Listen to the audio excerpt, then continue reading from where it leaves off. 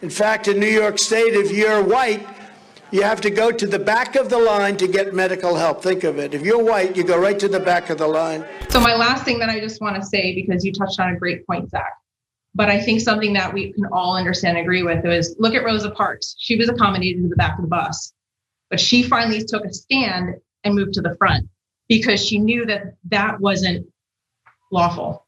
It wasn't truth. So she took a stand. At what point in time do we? At what point in time do we? I'm getting to the point where I'm getting accommodated in my office. I'm getting pushed to the back of the bus. This is what I'm telling you, I feel like. I feel like I'm getting pushed to the back of the bus. At what point in time do I come out and stand up and say I've had enough? And that's what I'm doing. Because for the last year, I've had to go around not because I wanted to always go around without a mask, but the fact of the matter is I cannot put it on. I will not put it on. So it's not that I want to be disrespectful. But the fact of the matter is when is enough enough? You know what? It gets so tiring when people really minimize, devalue your oppression and like to think that inconvenience is on that same par, on that same platform. It's like you have no idea the suffering, the struggle of family, ancestors, Black people, no matter where they go or experience it, and to equate wearing a mask and again respecting social distancing and taking protocols to Rosa Parks and what she did. Get out of here. Like how do you even reason or rationalize with these people? It's just and the fact that they see it as on par, that's so mind-blowing.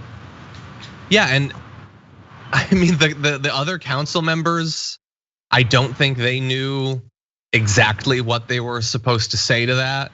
They're just having a conversation about when they should go back to in-person meetings. I believe, I could be wrong, I apologize if I'm wrong. I believe that member of the city council was a Marine. I could be getting that wrong about the branch of service, but this is a person who's been trained to do heroic stuff, who feels like now this is the chance to be a hero.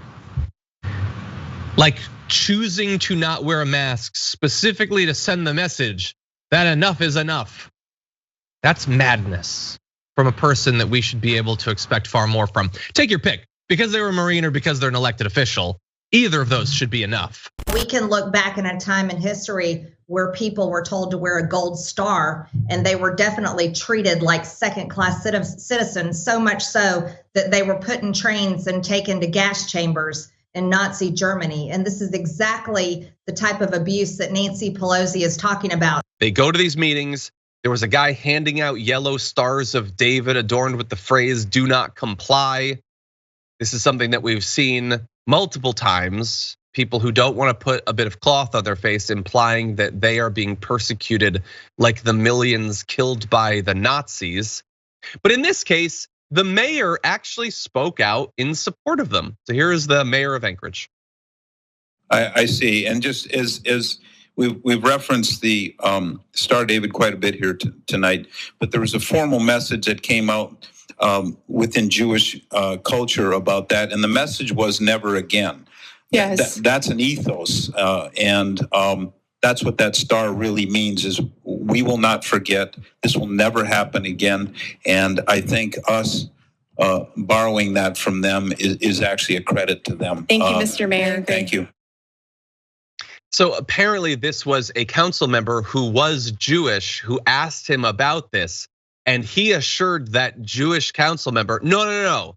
This is actually like being respectful in doing this. It's up to him, I think, Brett. What do you think? When I was on the cruise and I got cornrows in my hair, and then when he got dreadlocks, and when I say the N-word, it's really a credit to those who have reclaimed all of those, as well as those who invented those cultural tropes. Honestly, dude, when they said never again, according to this guy's quote, are you sure they were just talking about you using the Star of David to equate these things?